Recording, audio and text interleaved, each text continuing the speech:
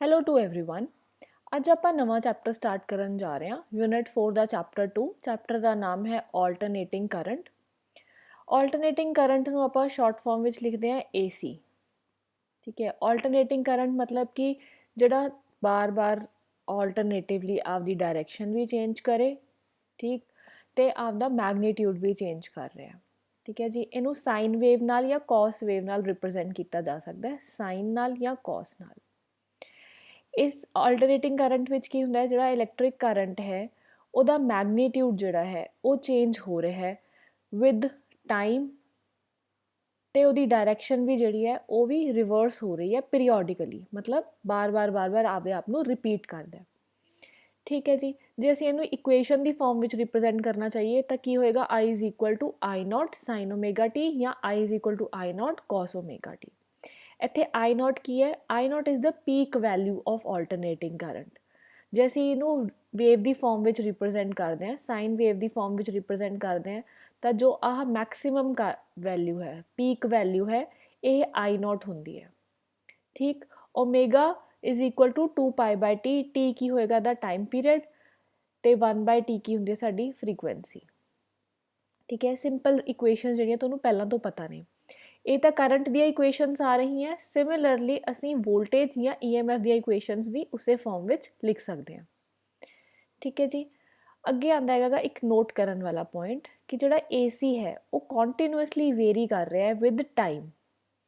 ਠੀਕ ਹੈ। ਇਸ ਕਰਕੇ ਜਿਹੜੇ ਵੀ ਮੈਜ਼ਰਮੈਂਟਸ ਆਪਾਂ ਲੈਣੇ ਹੈਗੇ ਜਾਂ ਫਿਰ ਜਿਹੜੀਆਂ ਵੀ ਆਪਾਂ ਕੈਲਕੂਲੇਸ਼ਨਸ ਕਰਨੀਆਂ, ਉਹ ਜਾਂ ਤਾਂ ਅਸੀਂ ਉਹਦੀ ਮੀਨ ਵੈਲਿਊ ਆਫ AC ਨਾਲ ਰਿਪਰੈਜ਼ੈਂਟ ਕਰਦੇ ਹਾਂ ਜਾਂ ਅਸੀਂ ਰਿਪਰੈਜ਼ੈਂਟ ਕਰਦੇ ਹਾਂ ਰੂਟ ਮੀਨ ਸਕੁਆਇਰ ਵੈਲਿਊ ਨਾਲ।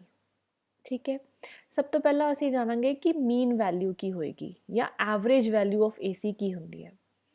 ਇਹਦੇ ਵਾਸਤੇ ਅਸੀਂ ਕੀ ਕੀਤਾ, ਇਟ ਇਜ਼ ਦੈਟ ਸਟੈਡੀ ਕਰੰਟ, ਮਤਲਬ ਕਿ ਇਹ ਉਹ ਕਰੰਟ ਦੀ ਵੈਲਿਊ ਹੈ, ਸਟੈਡੀ ਕਰੰਟ ਦੀ ਮਤਲਬ ਕੌਨਸਟੈਂਟ, ਇੱਕ ਕੌਨਸਟੈਂਟ ਕਰੰਟ ਦੀ ਵੈਲਿਊ ਹੈ। ਕਦੋਂ? which when pass through an AC for half the time period sends the same amount of charge as is done by the AC in the same time through the same circuit। ਇਹ ਉਹ ਸਟੈਡੀ current ਦੀ value ਹੈ, ਠੀਕ ਹੈ, ਜਿਹੜੀ ਕਿ basically ਉਸੇ circuit ਵਿੱਚੋਂ AC ਨੇ ਪਾਸ ਕਰਵਾਈ ਹੈ, ਉਨਾ ਹੀ ਅਮਾਊਂਟ ਆਫ ਚਾਰਜ ਜਿਹੜਾ ਪਾਸ ਕਰਵਾਇਆ ਹੈ। ਜੇ ਅਸੀਂ AC ਲੈ ਲੈਂਦੇ ਹੈਗੇ, ਠੀਕ ਹੈ, ਤਾਂ ਉਹ ਕਿੰਨਾ ਕਰੰਟ ਪ੍ਰੋਡਿਊਸ ਕਰ ਰਿਹਾ ਹੈ, ਠੀਕ, ਹਾਫ ਟਾਈਮ ਪੀਰੀਅਡ ਵਿੱਚ। ਇਹ ਜਿਹੜੀ ਐਵਰੇਜ ਵੈਲਿਊ ਹੋਏਗੀ ਉਹ ਇੱਕ ਕੌਨਸਟੈਂਟ ਵੈਲਿਊ ਹੋਏਗੀ, ਨਾ ਕਿ ਚੇਂਜ ਹੁੰਦੀ ਹੋਏ। ਉਹ ਕੌਨਸਟੈਂਟ ਵੈਲਿਊ ਬਿਲਕੁਲ ਐਗਜ਼ੈਕਟਲੀ ਉਸੇ ਦੇ ਨਾਲ ਪ੍ਰਪੋਰਸ਼ਨਲ ਹੋਏਗੀ ਜਾਂ ਇਕੁਅਲ ਹੋਏਗੀ। ਪ੍ਰਪੋਰਸ਼ਨਲ ਵੀ ਨਹੀਂ, ਇਕੁਅਲ ਹੋਏਗੀ, ਪਰ ਉਹ ਹੋਏਗੀ ਇੱਕ ਸਟੈਡੀ ਕਰੰਟ ਵੈਲਿਊ। ਜਦੋਂ ਆਪਾਂ AC ਲੈ ਰਹੇ ਹੁੰਦੇ ਹਾਂ ਤਾਂ ਬਾਰ-ਬਾਰ ਉਹਦਾ ਮੈਗਨੀਟਿਊਡ ਤੇ ਡਾਇਰੈਕਸ਼ਨ ਚੇਂਜ ਹੋ ਰਹੀ ਹੈ, ਪਰ ਜਦੋਂ ਅਸੀਂ ਮੀਨ ਵੈਲਿਊ ਲੈ ਲੈਂਦੇ ਹਾਂ ਉਹ ਇੱਕ ਸਟੈਡੀ ਕਰੰਟ ਹੁੰਦਾ। ਠੀਕ ਹੈ। ਉਸ ਮੀਨ ਵੈਲਿਊ ਨੂੰ ਕੀ ਹੋਏਗਾ, ਚਾਰਜ ਲਿਆ ਡਿਵਾਈਡਡ ਬਾਈ ਟਾਈਮ।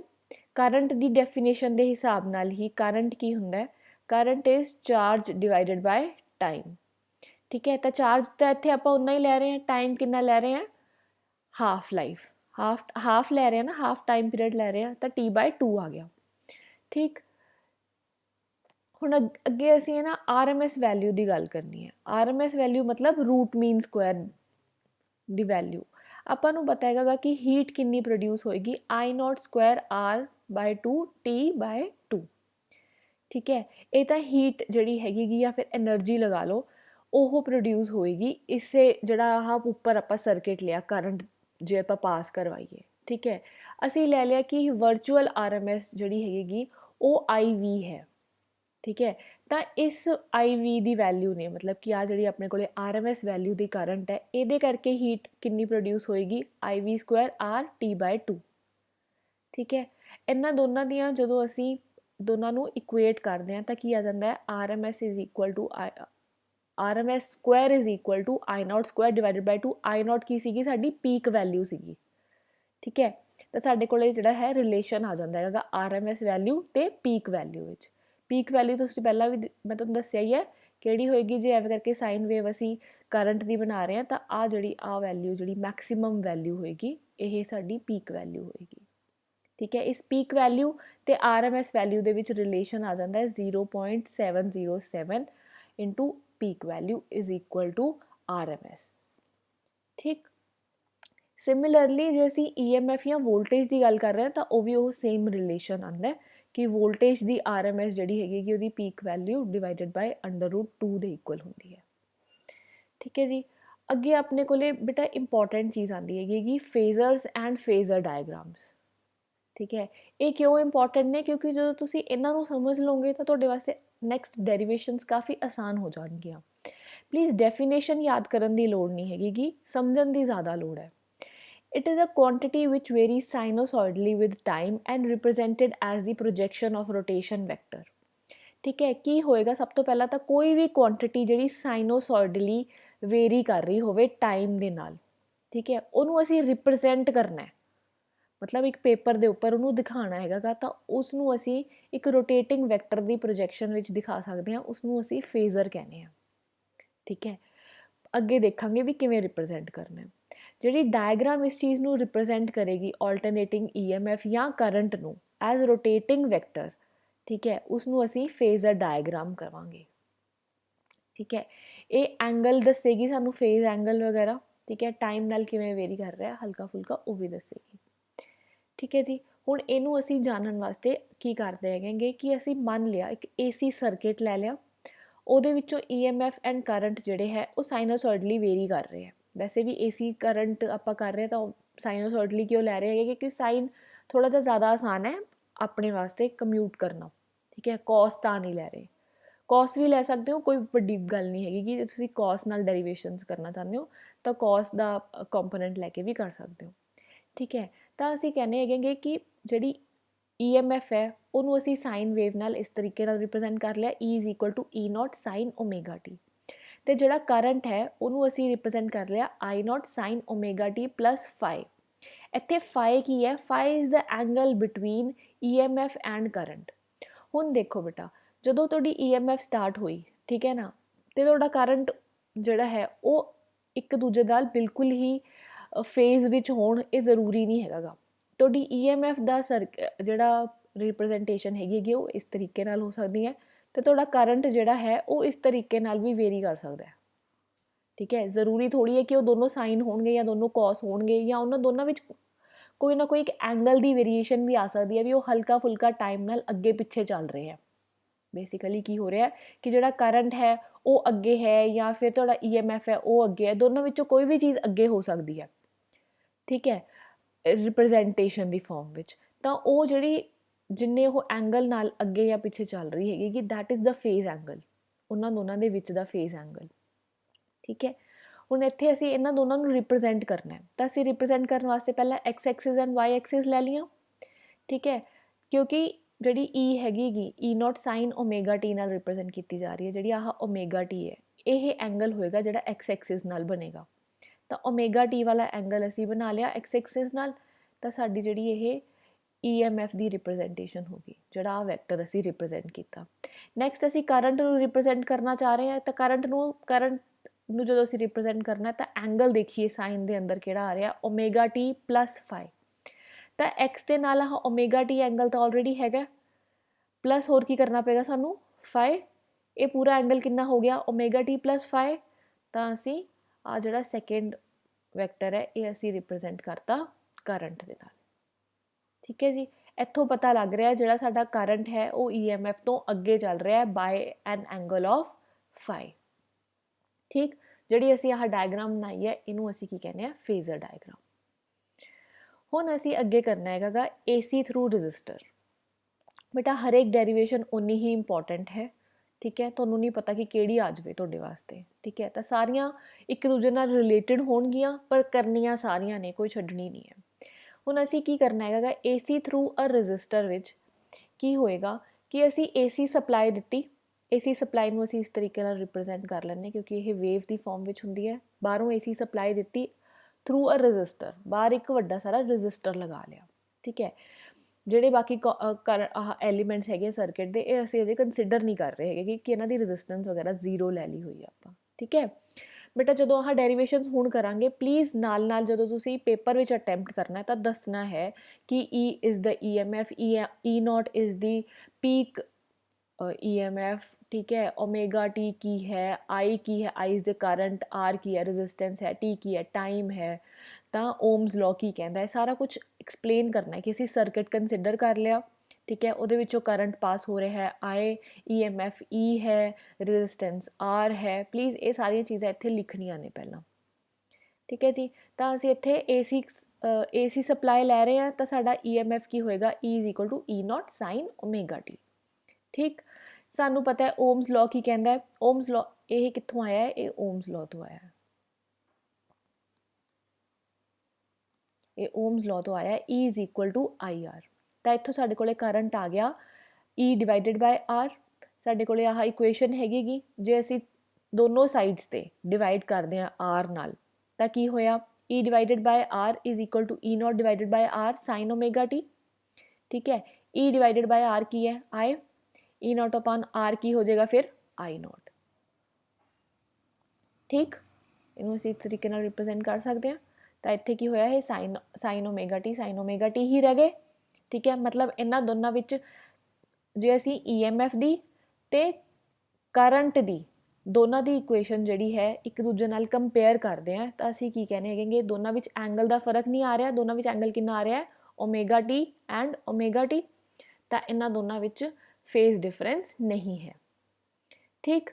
ਤਾਂ ਇਹ ਕੀ ਫੋਲੋ ਕਰ ਰਿਹਾ, it follows that AC is in phase with EMF when AC flows through the resistance, ठीक है। ਕੀ ਹੋ ਰਿਹਾ ਹੈ, ਐਂਗਲ ਸੇਮ ਨੇ ਤਾਂ ਆ ਸਾਡਾ EMF ਵਾਲਾ ਵੈਕਟਰ ਆ ਗਿਆ, ਠੀਕ ਹੈ। ਐਂਗਲ ਕਿੰਨਾ ਹੈ, ਓਮੇਗਾ ਟੀ, ਤੇ ਇੱਥੇ ਹੀ ਮੈਗਨੀਟਿਊਡ ਡਿਫਰੈਂਟ ਹੋਏਗਾ ਦੋਨਾਂ ਦਾ, ਠੀਕ ਹੈ।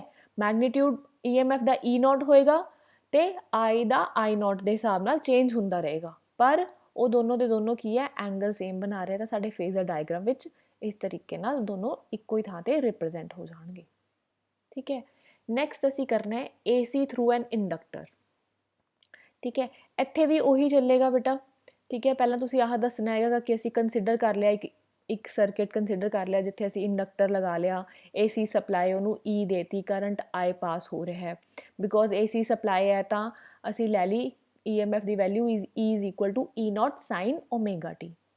ਹੁਣ ਜਿਹੜਾ ਕਰੰਟ I ਫਲੋ ਕਰ ਰਿਹਾ ਹੈਗਾ ਗਾ, ਠੀਕ ਹੈ, ਤਾਂ di/dt ਕੀ ਹੁੰਦਾ ਹੈਗਾ, rate of change of current, ਠੀਕ ਹੈ।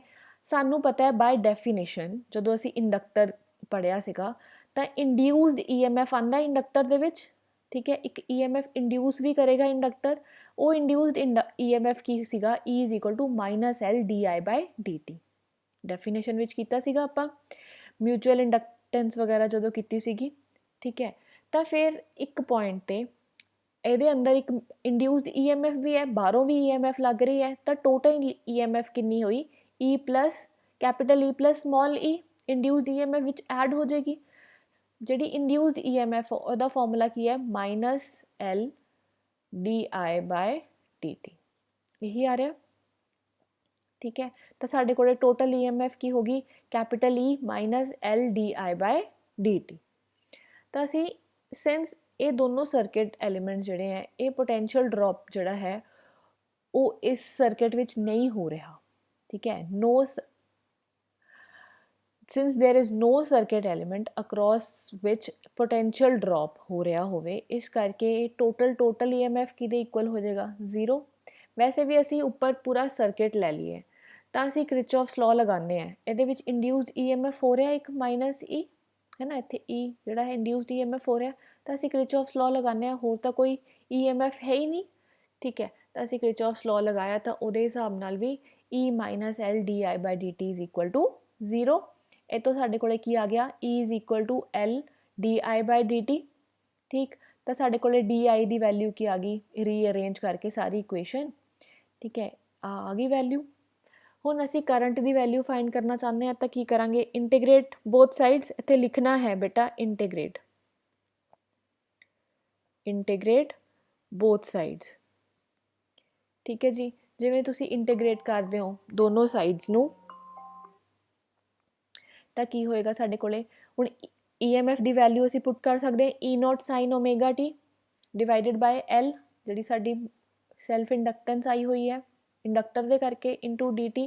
E0 ਅਪੋਨ L ਜਿਹੜਾ ਹੈ ਉਹ ਕੌਨਸਟੈਂਟ ਹੈ, dt ਦੇ ਨਾਲ ਮਤਲਬ ਟਾਈਮ ਦੇ ਨਾਲ ਵੇਰੀ ਨਹੀਂ ਕਰ ਰਿਹਾ ਤਾਂ ਬਾਹਰ ਆ ਜਾਏਗਾ। ਹੁਣ sin ਓਮੇਗਾ t ਦੀ ਇੰਟੀਗ੍ਰੇਸ਼ਨ ਕੀ ਹੁੰਦੀ ਹੈਗੀ minus cos omega t divided ਬਾय d omega t divided ਬਾय dt integration ਕਰ ਰਹੇ ਹਾਂ ਬੇਟਾ। ਤਾਂ ਜਦੋਂ ਆਪਾਂ ਇੰਟੀਗ੍ਰੇਟ ਕਰਦੇ ਹਾਂ ਸਾਰਾ ਕੁਝ ਤਾਂ ਸਾਡੇ ਕੋਲ ਇਹ ਵੈਲਿਊ ਆ ਜਾਂਦੀ ਹੈ। ਠੀਕ ਹੈ ਜੀ, ਜਿਵੇਂ ਇਹ ਵੈਲਿਊ ਆਉਂਦੀ ਹੈ ਹੁਣ ਤੁਸੀਂ ਥੋੜ੍ਹਾ ਜਿਹਾ ਮੈਥਸ ਨੂੰ ਦੇਖਣਾ। ਮਾਈਨਸ cos ਓਮੇਗਾ t ਕਦੋਂ ਹੋਏਗਾ, ਅਸੀਂ ਉਹਨੂੰ ਸਾਈਨ ਵਿੱਚ ਕਨਵਰਟ ਕਰਨਾ ਚਾਹੁੰਦੇ ਹਾਂ, ਸਾਈਨ ਦੀ ਫੋਰਮ ਵਿੱਚ। ਜੇ ਅਸੀਂ π/2 ਦਾ ਨਾਲ ਫੇਜ਼ ਐਂਗਲ ਲੈ ਲਈਏ ਤਾਂ ਅਸੀਂ ਉਹਨੂੰ ਸਾਈਨ ਵਿੱਚ ਕਨਵਰਟ ਕਰ ਸਕਦੇ ਹਾਂ। ਠੀਕ ਹੈ, ਅਸੀਂ ਉਹੀ ਕੀਤਾ। ਠੀਕ ਹੈ ਜੀ, ਤਾਂ ਸਾਡੇ ਕੋਲ ਕੀ ਆ ਗਿਆ, negative of cos omega t ਆਉਣਾ ਚਾਹੀਦਾ। ਤਾਂ ਆਪੇ ਦੇਖੋ ਫਸਟ ਕੁਆਡਰੈਂਟ ਵਿੱਚ ਤਾਂ cos ਪੋਜ਼ੀਟਿਵ ਹੁੰਦਾ, ਸੈਕਿੰਡ ਵਿੱਚ ਨੈਗੇਟਿਵ ਹੁੰਦਾ, ਤਾਂ ਕਰਕੇ ਅਸੀਂ ਇੱਥੇ ਮਾਈਨਸ π/2 ਕਰ ਲਿਆ। ਠੀਕ ਹੈ, ਉਹਦੇ ਨਾਲ ਕੀ ਹੋਇਆ ਸਾਡੇ ਕੋਲੇ ਹੁਣ ਕਰੰਟ ਦੀ ਵੈਲਿਊ ਕੀ ਆ ਗਈ, E0 divided by omega L sine omega t minus π/2। ਕਿਉਂਕਿ ਅਸੀਂ ਜਿਹੜਾ EMF ਸੀਗਾ ਉਹ ਵੀ ਸਾਈਨ ਦੀ ਫੋਰਮ 'ਚ ਲੈ ਰਹੇ ਸੀਗੇ, E is equal to E0 sine omega t, ਇਸੇ ਕਰਕੇ ਅਸੀਂ ਇੱਥੇ ਵੀ ਸਾਈਨ ਵਿੱਚ ਕਨਵਰਟ ਕੀਤਾ ਤਾਂ ਕਿ ਸਾਨੂੰ ਜਿਹੜਾ ਐਂਗਲ ਹੈ ਉਹ ਡਿਫਰੈਂਸ ਪਤਾ ਲੱਗ ਸਕੇ। ਮਤਲਬ ਉਹਨਾਂ ਦੋਨਾਂ ਦੇ ਵਿੱਚ EMF ਵਿੱਚ ਤੇ ਕਰੰਟ ਵਿੱਚ ਡਿਫਰੈਂਸ ਕਿੰਨਾ ਹੈ, ਉਹਨਾਂ ਦਾ ਵਿੱਚ ਫੇਜ਼ ਐਂਗਲ ਦਾ ਡਿਫਰੈਂਸ ਕਿੰਨਾ ਉਹ ਪਤਾ ਲੱਗ ਸਕੇ, ਅਸੀਂ ਕੰਪੇਅਰ ਕਰ ਸਕੀਏ, ਇਸ ਕਰਕੇ ਦੋਨਾਂ ਨੂੰ ਸਾਈਨ ਵਿੱਚ ਕਨਵਰਟ ਕਰ ਲਿਆ।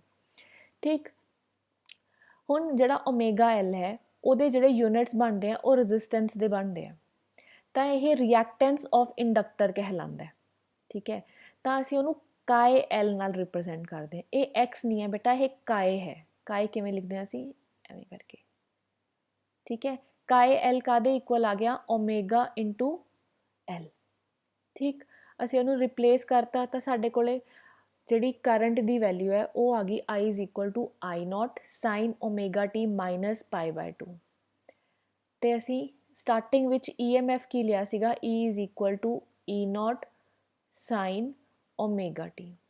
ਤਾਂ ਅਸੀਂ ਹੁਣ ਇਹਨਾਂ ਦੋਨਾਂ ਨੂੰ ਰਿਪਰੈਜ਼ੈਂਟ ਕਰਨਾ ਹੈ ਫੇਜ਼ਰ ਡਾਇਗਰਾਮ 'ਤੇ, ਤਾਂ ਅਸੀਂ ਕੀ ਕਰਾਂਗੇ, x ਐਕਸਿਸ y ਐਕਸਿਸ ਬਣਾ ਲਏ ਪਹਿਲਾਂ। ਠੀਕ, x Axis and y Axis ਬਣ ਗਏ। ਹੁਣ ਅਸੀਂ ਸਭ ਤੋਂ ਪਹਿਲਾਂ EMF ਨੂੰ ਰਿਪਰੈਜ਼ੈਂਟ ਕਰਨਾ ਹੈ, ਐਂਗਲ ਕਿੰਨਾ ਹੈ, ਓਮੇਗਾ t। ਤਾਂ ਅਸੀਂ ਕੀ ਕੀਤਾ, ਓਮੇਗਾ t ਉੱਪਰ ਤੱਕ ਲੈ ਗਏ। ਠੀਕ ਹੈ, ਤਾਂ ਸਾਡੇ ਕੋਲੇ ਆ ਗਿਆ EMF। ਠੀਕ, ਹੁਣ ਅਸੀਂ ਕਰੰਟ ਨੂੰ ਰਿਪਰੈਜ਼ੈਂਟ ਕਰਨਾ, ਐਂਗਲ ਹੈ ਓਮੇਗਾ t ਮਾਈਨਸ π/2। ਜੇ ਅਸੀਂ ਆਹ ਐਂਗਲ ਲਈਏ ਇੱਥੋਂ ਲੈ ਕੇ ਇਸ ਪੁਆਇੰਟ ਤੋਂ ਲੈ ਕੇ 90 ਡਿਗਰੀਜ਼ ਦਾ ਐਂਗਲ ਬਣਾਈਏ ਤਾਂ ਆਹ ਸਾਡਾ ਐਂਗਲ ਕਿੰਨਾ ਹੋਏਗਾ, ਪੂਰਾ π/2। ਠੀਕ ਹੈ, ਉਹਦੇ ਵਿੱਚੋਂ ਅਸੀਂ ਓਮੇਗਾ t ਮਾਈਨਸ ਕਰਤਾ, ਓਮੇਗਾ t ਮਾਈਨਸ ਕਰਤਾ ਤਾਂ ਸਾਡੇ ਕੋਲੇ ਕੀ ਆ ਗਿਆ, ਕਰੰਟ। ਆ ਜਿਹੜਾ ਵੱਡਾ ਸਾਰਾ ਐਂਗਲ ਬਣ ਰਿਹਾ ਬੇਟਾ ਇਹ ਸਾਡਾ 90 ਡਿਗਰੀਜ਼ ਬਣ ਰਿਹਾ। ਠੀਕ ਹੈ, ਵਿੱਚੋਂ ਅਸੀਂ ਓਮੇਗਾ t ਮਾਈਨਸ ਕਰਤਾ ਤਾਂ ਆ ਐਂਗਲ ਕਿੰਨਾ ਬਚ ਗਿਆ ਸਾਡਾ, ਓਮੇਗਾ t ਮਾਈਨਸ π/2। ਠੀਕ ਹੈ, ਤਾਂ ਸਾਡਾ ਕੀ ਹੈ, ਕਰੰਟ ਜਿਹੜਾ ਹੈ ਉਹ ਕਿੱਥੇ ਆ ਗਿਆ, ਇੱਥੇ। ਆ ਜਿਹੜਾ ਅਸੀਂ ਵੈਕਟਰ ਫਾਰਮ ਕੀਤਾ, ਹੈਂਸ ਆਲਟਰਨੇਟਿੰਗ ਕਰੰਟ ਜਿਹੜਾ ਹੈ ਉਹ ਲੈਗ ਕਰ ਜਾਂਦਾ, ਪਿੱਛੇ ਰਹਿ ਗਿਆ ਨਾ। EMF ਦੀ ਵੈਲਿਊ ਅੱਗੇ ਚਲੀ ਗਈ x ਐਕਸਿਸ ਤੋਂ, ਤੇ ਕਰੰਟ ਜਿਹੜਾ ਹੈ ਉਹ ਪਿੱਛੇ ਰਹਿ ਗਿਆ, ਬਿਹਾਈਂਡ EMF ਬਾਏ π/2। ਠੀਕ ਹੈ, ਹੁਣ ਨੈਕਸਟ ਅਸੀਂ ਕਰਨਾ ਹੈ AC ਥਰੂ ਅ ਕਪੈਸਿਟਰ। ਉਹੀ ਚੀਜ਼ਾਂ ਦੁਬਾਰਾ ਲਿਖਣੀ ਹੈਗੀ ਕਿ ਕੰਸੀਡਰ ਅ ਸਰਕਿਟ ਵਿਚ ਇਜ਼ ਹੈਵਿੰਗ ਅ ਕਪੈਸਿਟਰ, ਤੇ ਉਹ AC ਸਪਲਾਈ ਨਾਲ ਅਸੀਂ ਕਨੈਕਟ ਕਰ ਲਿਆ and current I is flowing through it. ਤਾਂ ਸਾਡੇ ਕੋਲ AC ਸਪਲਾਈ ਹੈ ਤਾਂ EMF is equal to E0 sine omega t ਆ ਗਿਆ। ਠੀਕ, ਜੇ I is the current in the circuit and Q is the charge over the capacitor, ਜਿਵੇਂ ਜਿਵੇਂ ਇੱਥੇ ਕਰੰਟ ਫਲੋ ਕਰੇਗਾ ਤਾਂ ਚਾਰਜ ਐਕਿਊਮੂਲੇਟ ਹੁੰਦਾ ਜਾਏਗਾ ਕਪੈਸਿਟਰ ਦੇ ਉੱਪਰ, ਉਹ ਚਾਰਜ ਕਿੰਨਾ ਹੈ, Q। ਠੀਕ ਹੈ, ਤਾਂ ਹੁਣ ਇਸ ਚਾਰਜ ਦੇ ਅਕੋਰਡਿੰਗ, ਕਿਉਂਕਿ ਇੱਥੇ ਚਾਰਜ ਹੈ ਤਾਂ ਇੰਸਟੈਂਟੇਨੀਅਸ ਪੋਟੈਂਸ਼ੀਅਲ ਡਿਫਰੈਂਸ ਆ ਜਾਏਗਾ ਕਪੈਸਿਟਰ ਦੇ ਅਕਰੋਸ। ਠੀਕ ਹੈ, ਜਦੋਂ ਅਸੀਂ ਕਪੈਸਿਟਰ ਕੀਤਾ ਸੀਗਾ ਤਾਂ ਅਸੀਂ ਕੀ ਕੀਤਾ ਸੀਗਾ, ਠੀਕ ਹੈ, voltage is equal to Q/C। ਠੀਕ, ਅਸੀਂ ਉਹੀ ਲਿਆ, ਪੋਟੈਂਸ਼ੀਅਲ ਡਿਫਰੈਂਸ ਕਿੰਨਾ ਆ ਗਿਆ, Q/C। ਠੀਕ ਹੈ, ਪੋਟੈਂਸ਼ੀਅਲ ਡਿਫਰੈਂਸ ਇੱਥੇ ਕਿੰਨਾ ਹੈ, ਇੱਥੇ ਪੋਟੈਂਸ਼ੀਅਲ ਡਿਫਰੈਂਸ ਆਹ E ਦੇ ਇਕੁਅਲ ਹੈ, EMF ਦੇ ਇਕੁਅਲ ਹੈ। ਤਾਂ ਕੀ ਹੋਇਆ, E is equal to Q/C। ਤਾਂ ਸਾਡੇ ਕੋਲੇ Q ਦੀ ਵੈਲਿਊ ਆ ਗਈ CE0 ਸਾਈਨ ਓਮੇਗਾ t ਬਾਈ ਡੈਫੀਨੇਸ਼ਨ। ਠੀਕ ਹੈ, dQ/dt ਜਾਂ ਕਰੰਟ ਕੀ ਹੁੰਦਾ ਹੈ, ਚਾਰਜ ਡਿਵਾਈਡਡ ਬਾਈ ਟਾਈਮ। ਸਾਡੇ ਕੋਲੇ ਚਾਰਜ आ गया, ਅਸੀਂ टाइम नाल डिवाइड करना चाहते हैं, ਅਸੀਂ डेरीवेट कर लिया विद रिस्पैक्ट टू टाइम। ठीक है, तो साढ़े कोले dq/dt की आ गया करंट। CE0 जोड़ा है वो कॉन्सटेंट वैल्यू है, टाइम नाल वेरी नहीं कर रही, बाहर आ गई। डेरीवेटिव असी किहदा लैना है, साइन ऑफ ओमेगा टी का। साइन ओमेगा टी का डेरीवेटिव कितना हुंदा है, कॉस ऑफ थीटा एंगल जोड़ा भी हुंदा है, बाकी derivative of angle divided by dt। ठीक है, तो ओमेगा भी जोड़ा है कॉन्सटेंट वैल्यू है, वो भी बाहर आ गई, तो dt/dt तो 1 हुंदा है। तो साडे कोले करंट की आ गया, I is equal to CE0 omega into cos omega t.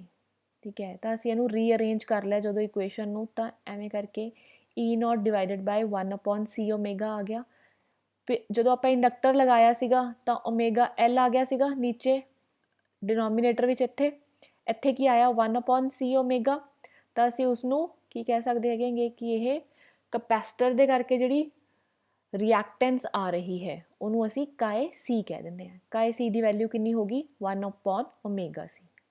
ठीक है बेटा, ये दोनों चीज़ां जड़ियाँ है काए एल एंड काए सी तुहानूं याद रखनियां पैणगियां। काए एल की होएगा ओमेगा एल, तो काए सी की होएगा 1/ओमेगा सी। ठीक है, वो इंडक्टर दे करके रेजिस्टेंस है या ठीक है, तो यह कैपेसिटेंस दे करके है। तो साडी रेजिस्टेंस बिकॉज ऑफ रजिस्टर की हुंदी है आर। ठीक, तो साढ़े को इक्वेशन बन के आ गई I is equal to I0 sine omega T plus π/2। ठीक है जी, क्यों इत्थे कॉस सीगा, कॉस नूं असीं साइन विच कन्वर्ट करना तो π/2 का फैक्टर आऊगा ही। ठीक है, इत्थे कॉस पॉजिटिव है तो प्लस π/2 आ गया।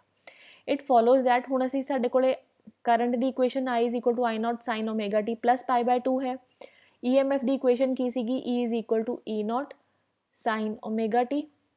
तो इन्होंने दोनों इक्वेशनस नूं असीं फेजर डायग्राम में रिप्रजेंट करना है। तो पहला असीं की रिप्रजेंट कर रहे हैं, EMF नूं रिप्रजेंट करने वास्ते पहला एक्स एक्सिस वाई एक्सिस बना ले, उस तो बाद असीं एंगल बना लिया ओमेगा टी, तो आ साडा वैक्टर E हो गया।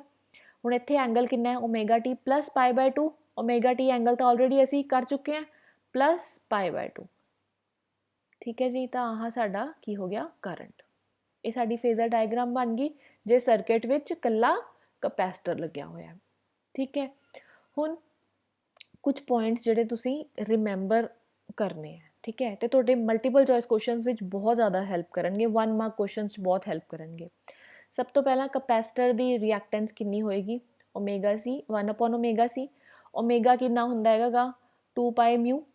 ठीक है, ये डेफिनेशंस याद रखनी है बेटा, फॉर्मूलाज जिहड़े हैं। हुण जे DC जिहड़ी हुंदी हैगी कि उहदे वास्ते फ्रीकुएंसी कितनी हुंदी है 0। ਇਹਦਾ मतलब इंडक्टेंस जिहड़ी है कैपेसिटर दे करके इंडक्टेंस कह रही हैं सॉरी, जिहड़ी साडी रेजिस्टेंस है कैपेसिटेंस दे करके वो इनफाइनाइट होएगी जे DC लाया होएगा। ਇਹਦਾ मतलब की होया, कैपेसिटर जिहड़ा है वो DC नूं ब्लॉक कर दिंदा है। जे असीं कैपेसिटर लगाया होया ठीक है, तो बाहरों सप्लाई असीं एक बैटरी नाल दे दिंदे आ, मतलब DC सप्लाई दे दिंदे आ, तो यह सर्किट जोड़ा है ओपन सर्किट ही रह जाता है, क्योंकि जोड़ा एक कैपेसिटर है उन्हें इनफिनिटी रेजिस्टेंस अपलाई किया होएगा, तो वह पूरी दी पूरी DC जी करंट है उन्होंने ब्लॉक कर लेंदा है, पर वह ईजीली AC नूं पार करन दिंदा है।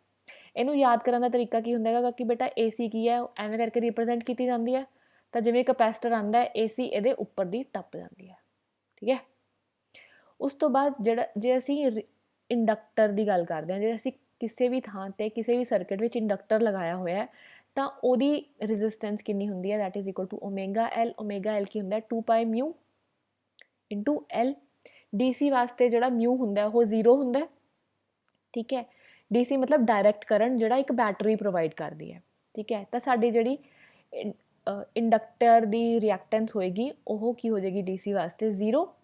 इसका मतलब DC वास्ते इंडक्टर जिहड़ा है वह बहुत ईजी पाथ फ्लो करवांदा है। ठीक है, दोनों चीज़ों वास्ते अलग अलग चीज़ होएगी। कैपेसिटर जिहड़ा है DC नूं ब्लॉक कर लैंदा है, इंडक्टर जिहड़ा है DC नूं बहुत आराम नाल जान दिंदा है। ठीक है, उहदे रीजनस की ने, क्योंकि DC की फ्रीकुएंसी 0 हुंदी है। ठीक है, that is it for today's lecture. आपदे सारे डाउट्स प्लीज़ कमेंट सैक्शन में लिख दो ताकि असी उन्होंने डाउट क्लास में जरूर डिस्कस कर लिए। Thank you very much.